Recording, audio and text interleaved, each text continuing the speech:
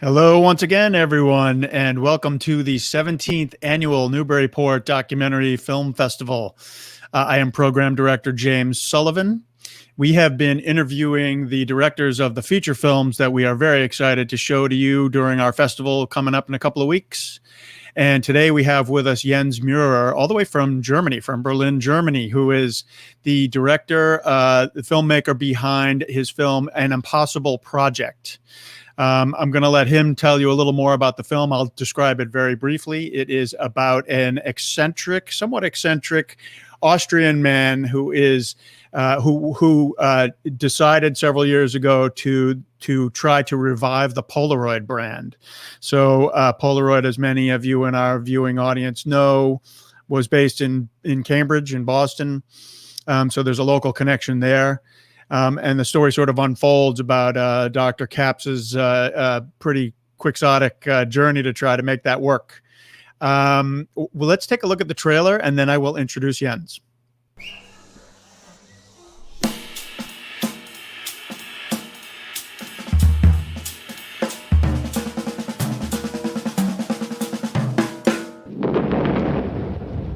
Today, Kodak used explosives to demolish 2 buildings following the move to digital photography.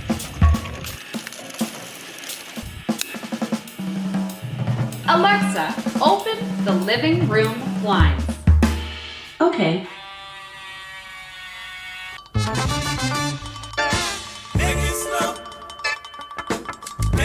I always tried to look at things differently. When everybody was running in this direction, I thought, hey, maybe it's cool to look in the other direction. When Florian came in and said, I want to buy this film factory, to the owners of the Polaroid Corporation, there was many skeptics. It'll never happen. There's no way. It's part of a crazy vision, bringing analog treasures to the people and help people remember that not everything is about 0 and 1. If things like this vanish, the world is not getting better. My theory is that digital always just tickles 2 of your senses. I can see it, I can hear it, but it's always behind the glass screen. So I cannot really touch it, I cannot smell it, I cannot lick it. It's nothing real. Okay, you go for the red button. Change the world. Okay, I go for the black button. My wife tends to the theory that I'm one of the world's biggest losers. And I tend to think that I'm one of the most successful visionaries. We need more dogs in this world. I very much do believe in real businesses. But the question is a business model earning billions?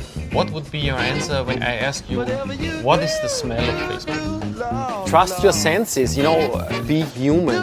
Don't forget that we are all human beings. Bellissima. Everybody wants to leave some traces in this world.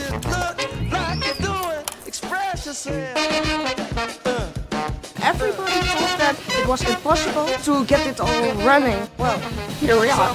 That's wonderful. I often tell stories that are not 100% true, but this one really is 150% true.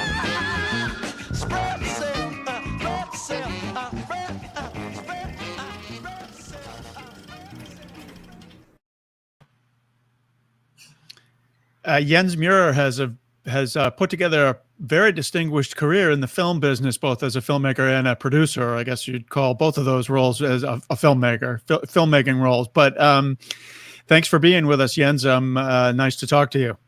Hi, James. Very nice to meet you, albeit only digitally, but hey.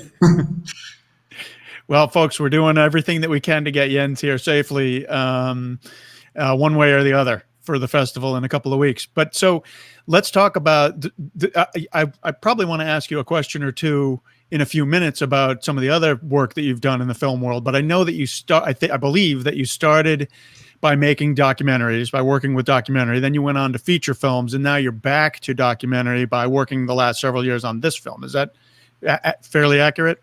Yeah, it's true. I actually I have an American connection. I graduated from Columbia Graduate School of Journalism and decided there to become a documentary filmmaker. My first job after that was in the Soviet Union, working with the Leningrad documentary film studio on 35mm. So it's kind of my love and my first job. Then came a few feature films in between.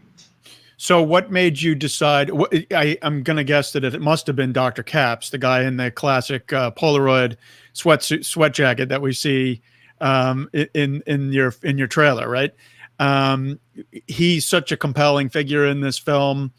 Every time I look at the copy that we've posted for to promote your film, An Impossible Project, I always feel bad about the wording that makes him sound like this eccentric visionary who is a horrible businessman, but I don't think he would really argue with. I think he would embrace that description. Is that true? Well, it's a little bit hard to avoid, but yeah, I started this project because I met, everyone calls him Doc. He's actually a biologist specializing in the muscles of spider eyes. And that came about because he was brought up by his parents to always be the best in what he does. And he figured one way of achieving that is by doing something that no one else is doing, which was concentrating on spider eyes. And I met him not long after he had this epiphany and this calling that as our world was becoming more and more digital, it's worth hanging on to some of the stuff that is warmer, more human, maybe actually important for us, analog things. And in this case, it was the last remaining Polaroid factory, which he, in a weird quirk of how these things happen, managed to buy. And here we come to the businessman bit. He had no real plan for it.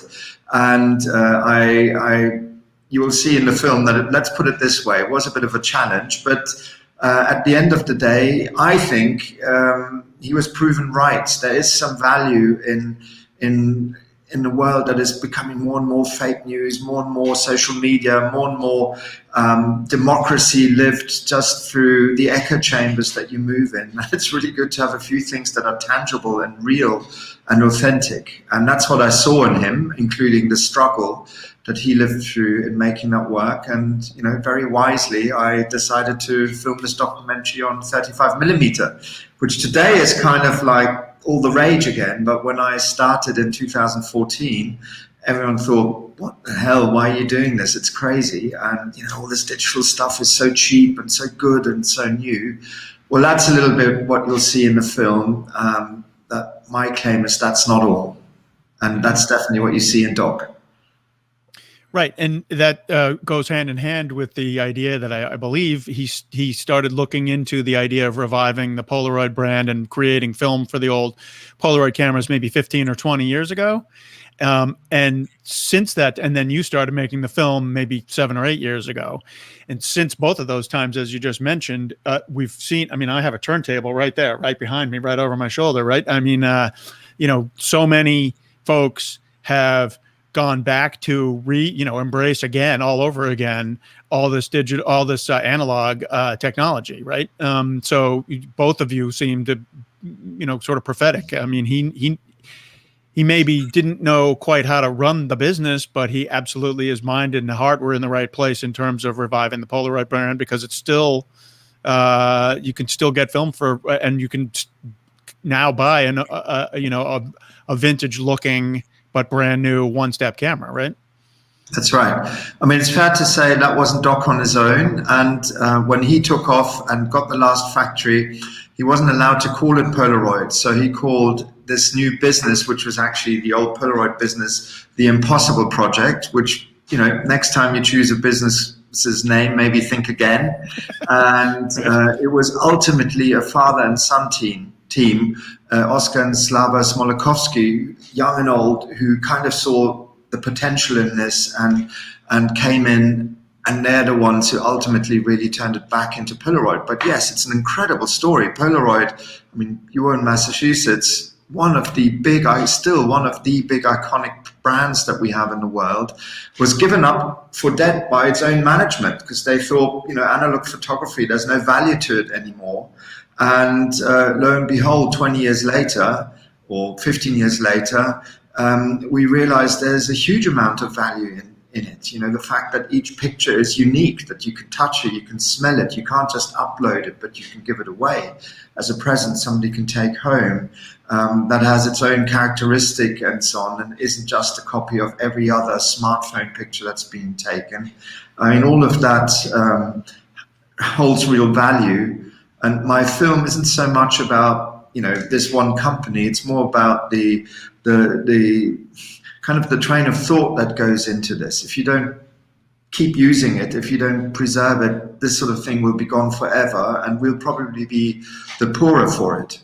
But that's what's definitely happened, especially young people are really embracing everything from, you know, it's writing with a fountain pen, proper printing, reading a book rather than an ebook, real photography, and of course music. And, you know, young people like yourself, James, can see your turntable there.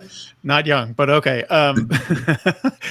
But so in terms of the film, Doc's failure with the Polaroid business, or the Impossible Project business, turns into an exploration of exactly what you're talking about, right? Just the broader idea, and he himself turns toward the broader idea that we need to invest as much time and energy as we can muster towards saving and or reviving all these analog technologies for all the reasons you just mentioned. So, I mean, that's how the film unfolds, right? I mean, it's not just about his great idea and ultimate failure in business, but what he goes on to from there and how it sort of changes him, right? I mean, without sort of telling everything about where the film ends up, you want to talk a little bit about where his journey leads him? Well, like I said, it's not like I was some complete Polaroid fanatic. Of course, I knew it and I used it, but I was attracted to the idea that here's one man, and whether he's hugely successful economically or not, who kind of really lives the dream and doesn't just live it, he acts on it. And that is the journey that we followed, and we didn't know where it would end.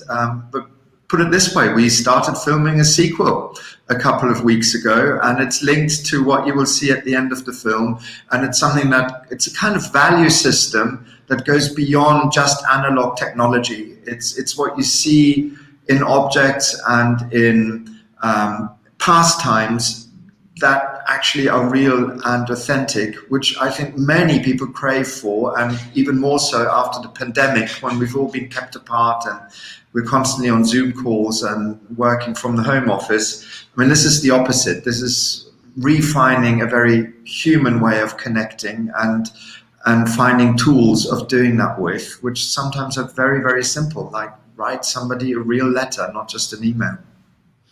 I couldn't agree more, and yet I'm going to play devil's advocate for a second, because there are times when I look around my office or my house and say, why do I need all these physical books and records? And, you know, why am I, buying some of the same vinyl records now at this age that I bought the first time 30 years ago or more? So there are plenty of people who say, there's this idea about minimalism, right? Like, pare down your stuff. Why do you need all this junk? You can't take it. It's not junk, obviously, to those of us who collect it, but physical objects, why do we invest so much into them? So what's your response to that? And what do you think, what do you suppose Doc's response would be to that? Well, first of all, it's really not about right or wrong, or even worse, being holier than thou, and like only if you have real records and everything is analog, are you living a proper life?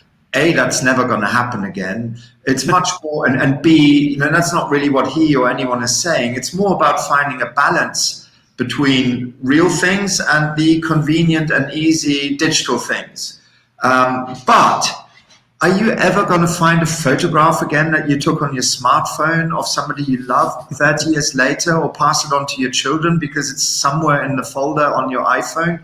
It's not going to happen. You'd have to be superhuman to keep that going. So there just is such obvious value in objects and the reason why they exist, because say somebody wrote a book or typed a letter or so, and the fact that they will last, and that they, you can smell an old letter. You cannot smell an old WhatsApp message. You just can't. It will not be found, that love letter to your loved one when you were first dating 40 years ago in your attic. It just won't happen. And all of these things, I think, enrich us as humans, and I think more than that actually are important for how we communicate and deal with one another. And if you take all of this away, I think you get like really crap politics and you get unhappier people. So to some degree, you want these things that you can smell, that you can taste, that you can touch, and not just the digital as in now, where you can hear me and you can see me. But that's kind of it. It's flat. It's not the same thing as sitting together, hopefully after the screening of my film in Newburyport and having a drink. Right. Exactly. Well, that is maybe a good spot to wrap up for today. I have plenty of other questions for you. This is a subject that's near and dear to my heart. I love your film, and I'm really happy that we're showing it.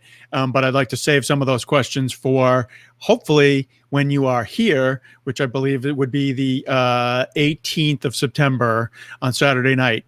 For those of you who are watching this and interested in the festival, please check out our website and look at our lineup of films recently announced. We are very excited about lots of them, including Jens's An Impossible Project. Jens, we're going to keep our fingers crossed that you do get here in person so I can shake your hand and not just look at you through a digital screen. In the meantime, safe travels, and we'll look forward to seeing you soon. I'd love to be there, James. And it's important to say this is actually going to be, with or without me, the American physical premiere. It's not been shown in any theater or cinema in the US because of COVID. So I'm praying to be able to introduce it myself. But even if not, guys, go to the cinema. It's a film for watching it with other people. It's not extremely boring. There are laughs in it, and it's filmed on 35 millimeter. It's definitely one made to be seen in a cinema. Exactly. I totally agree. All right, great. Well, we'll hopefully see you soon.